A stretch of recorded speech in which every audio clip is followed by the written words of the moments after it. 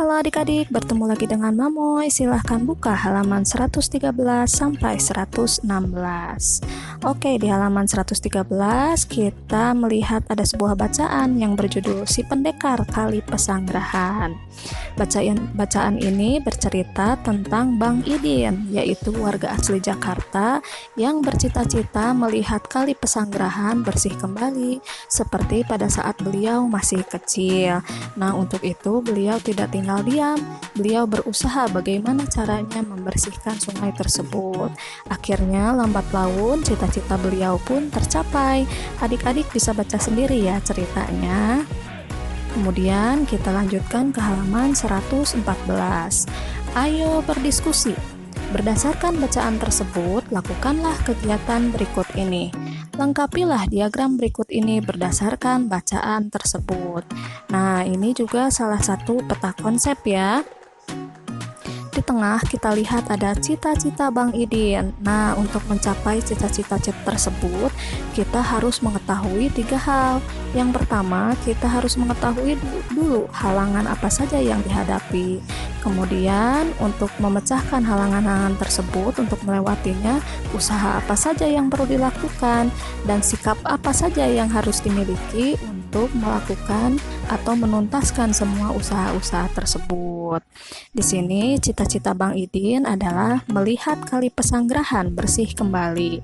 Sedangkan halangan-halangan yang dihadapinya adalah banyak sampah, airnya berwarna hitam, airnya bau, banyak masyarakat yang menentang.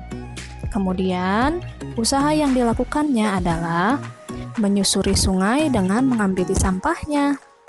Yang kedua, menghimbau dan merangkul masyarakat sekitar. Dan yang terakhir, bekerja sama dengan masyarakat untuk menanami kembali bantaran Kali Pesanggerahan. Dan sikap-sikap yang harus dimilikinya adalah tidak cepat marah, pantang menyerah, tekun dan terus berusaha, dan bertekad kuat. Oke, adik-adik bisa juga menambahkan ya untuk ketiga poin di atas berdasarkan cerita yang tadi adik baca di atas tadi. Nah, sekarang di bawahnya nih ada apa kesimpulanmu terhadap usaha Bang Idin untuk meraih cita-citanya. Berikut ini adalah kesimpulannya. Bang Idin sangat teliti sehingga dapat mengetahui masalah apa saja yang ia hadapi. Ia pun sangat cerdik sehingga dapat mengetahui solusi dari semua permasalahannya. Bukan hanya teliti dan cerdik, tapi banyak sikap-sikap baik yang dimiliki Bang Idin yang sangat membantu dalam mencapai cita-citanya. Sikap-sikap itu diantaranya adalah tidak cepat marah, bertekad kuat, tekun, dan pantang menyerah. Usaha jerih payah Bang Idin tidak sia-sia. Ia berhasil mencapai cita-citanya. Sehingga usaha-usaha yang dilakukan oleh Bang Idin patut kita contoh dan praktekkan dalam usaha menggapai cita-cita kita sendiri. Oke adik-adik, kita lanjutkan ke halaman 115. Di sini ada Ayo Membaca. Yang akan kita baca adalah sebuah karya puisi berjudul Penjaga Alamku, karya D. Karitas. Nah, adik-adik bisa baca sendiri ya di rumah ya. Sekarang mari kita jawab pertanyaan-pertanyaan di bawah ini. Setelah membaca dengan seksama, jawablah pertanyaan-pertanyaan berikut ini. Nomor 1. Berkisah tentang apakah puisi tersebut?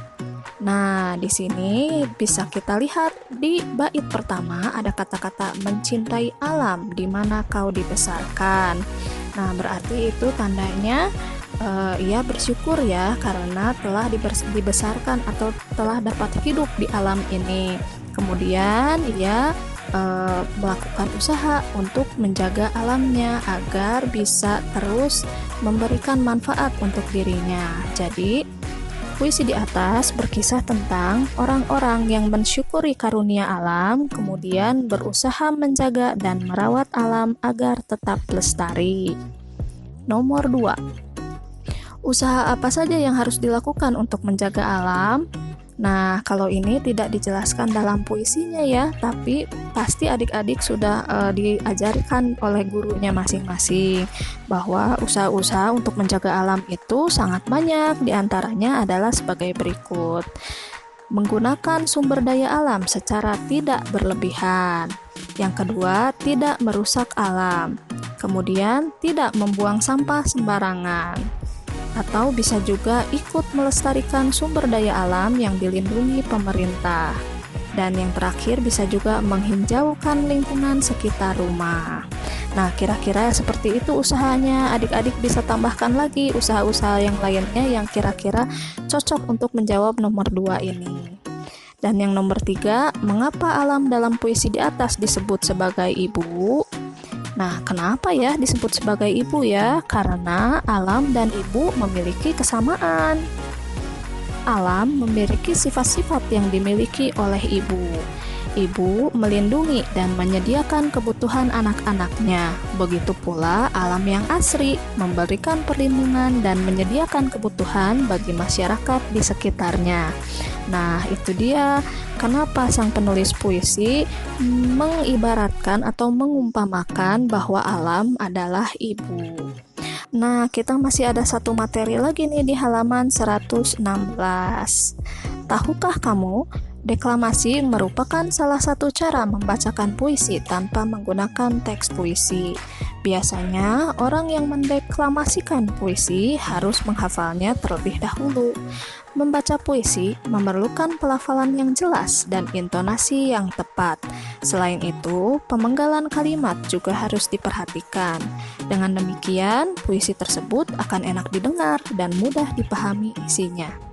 Contoh menentukan jeda. Nah, ini dalam satu baris ternyata bisa diberikan jeda-jeda. Di sini ada garis miring. Ada yang garis miringnya 2, ada yang garis miringnya 1.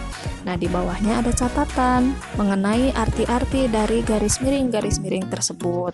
Nomor 1, garis miringnya 1 berarti berhenti sebentar untuk bernafas, biasanya pada koma atau di tengah baris. Nomor 2, garis miringnya ada 2. Berhenti agak lama, biasanya koma di akhir baris yang masih berhubungan dengan baris berikutnya.